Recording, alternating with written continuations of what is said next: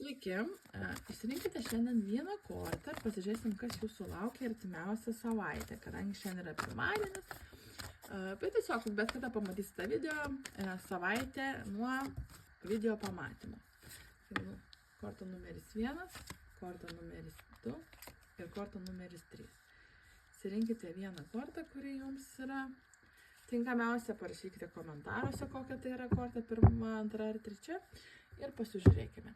Tie žmonės, kurie surinko kortą numeris 1, jūsų laukia kažkoksai tai romantiškas susitikimas, pasiūlymas, gali būti, kad pakvies jūs kažkas į pasimatymą arba susitikimą.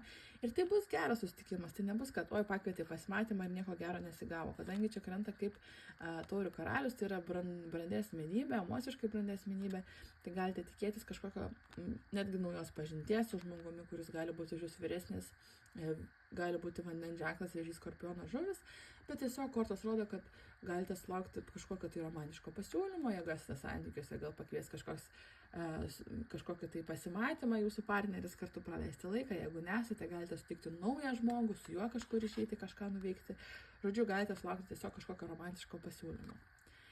Taip, kas pasirinko kortą numeris 2? Korta numeris 2, kas pasirinko, tai šią savaitę galite ir būti tarp pasirinkimų. Tai reiškia, kad atsiras daugiau kažkokių galimybių, pasirinkimų, sunku bus priimti vieną sprendimą, gali būti, kad turėsit kelis darbo pasiūlymus, kelis meilės pasiūlymus, kelis pasiūlymus kažką nuveikti. Žodžiu, savaitė bus pasirinkimų ir nelabai žinosite, ką rinktis ir kuriuo keliu eiti. Tai korta šitą sako, kad visą laiką reikia klausyti savo širdies ir nepasiduoti iliuzijai. Tai reiškia, jeigu žinote, kas jums yra geriausia, tai ir darykite. Nesvarbu, matote, čia yra jūsų širdis, jinai žino, ko reikia geriausia ir nesvarbu, kad žmonės ten siūlo kažkokius tai jums turtus tenai arba gerovę ir panašius dalykus. Visą laiką klausykite, ko jūs norite.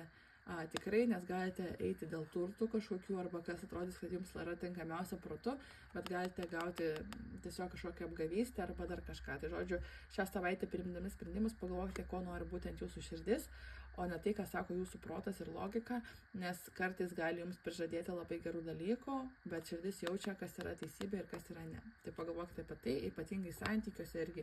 Jeigu esate su kažkuo bendraujate, jums gerai sekasi, bet ateina kitas žmogus iš praeities, tarkim, ir siūlo jums, kad viskas bus gerai ir aš čia viską mes pastatysim iš naujo, tai nelabai tikėkite, nes viskas yra iliuzija, nes šita korta taip pat rodo iliuzijas.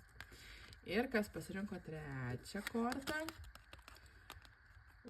Trečią kortą, kas pasirinko šitoje vietoje,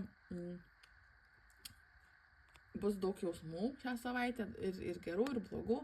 Tiesiog paleisite daug jausmų ir emocijų, gali būti, kad išlis kažkokie jausmai iš praeities, kažkokie nepaleisti dalykai, gali skaudėti širdį, galite daug verkti, bet tuo pačiu labai daug juoktis. Tai reiškia, kad šiuo metu šią savaitę bus jausmų, kurie bus iškelti į viršų ir kuriuos jums tiesiog reikia išgyventi. Tai nėra blogas dalykas, kad net irgi verkti, nėra blogas dalykas, tiesiog paleisite tam tikrus dalykus. Bus labai tiesiog intensyvus tas jausmų spektras, galite vieną dieną verkti, kitą dieną juoktis, jaustis laimingi ir panašiai, bet tiesiog ši savaitė bus jums emocionali ir jausminga, reikia ją išgyventi, reikia paleisti tam tikrus dalykus, tam, kad, matot, reikia tą tamsą išsivalyti, kad ateitų šviesa.